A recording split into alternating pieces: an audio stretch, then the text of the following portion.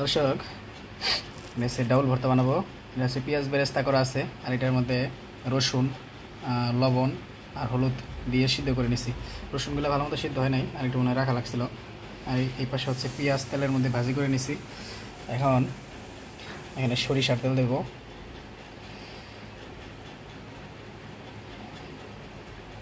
পরিমাণ মতো। আর হচ্ছে দিব ভাইজা রাখা কাঁচামরিচ। আপনারা শুকনা মরিচ দিবেন, তাহলে বেশি সুস্বাদু হবে। আমরা বাসায় শুকনা মরিচ নাই আজকে, এই জন্য দিতেছি কাঁচামরিচ।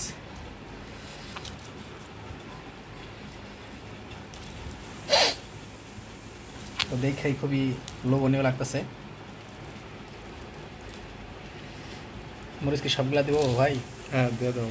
ভর্তার মধ্যে মরিচ বেশি হলে ভালো লাগে। 8 পিস কিন্তু সমস্যা নেই, দিয়ে দাও।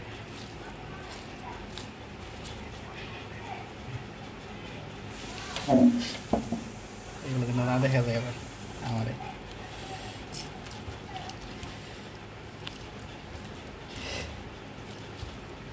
শুকনা মরিচ থাকলে সুন্দর হইতো। কাঁচামরিচ তো আসলে স্বাস্থ্যকর, শুকনো মরিচ স্বাস্থ্যকর না, এটাই ভালো লাগে। ঠিক বলছেন।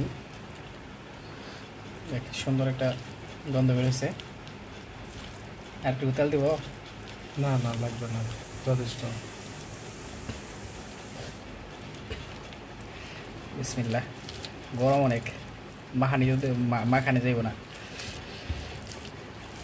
পরে করতা আবার হয়ে গেলে শক্ত শক্ত হয়ে যাব ঠান্ডা হলে।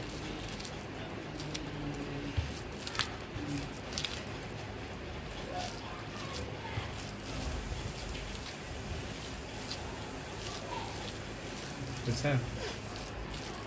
হইলে পরে রয়েছে, আমি তো খাইতে ইচ্ছে করতেছে। হইলে পরে আপনারা খাও। আর একটু বেশি সিদ্ধ করা লাগছিল পানি দিয়া। পানি তো যে মাপে দিলাম, এই মাপ তো ঠিক নাই। পানি হচ্ছে মোটা ডাউলের ক্ষেত্রে আপনারা কমপক্ষে 2 গুণ দিবেন, সম্ভব হলে আর একটু বেশি দিবেন, 2.5 গুণ পর্যন্ত। তাহলে সে ভালো মতো সিদ্ধ হবে, নাহলে কিন্তু ঠিক মতো সিদ্ধ হবে না।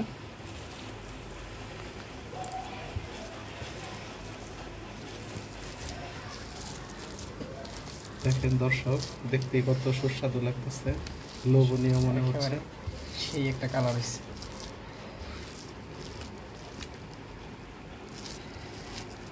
হয়েছে, আর কত মাখাবো?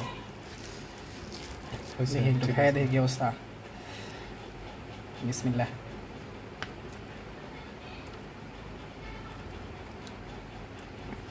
সেই স্বাদ। এত স্বাদ কেন? খুব স্বাদ লাগে। আমার কাছে কাঁচা পেঁয়াজ বেশি ভালো লাগে। শেষ করি। এই হচ্ছে ডাউল ভর্তা, আপনারা এইভাবে ট্রাই করতে পারেন।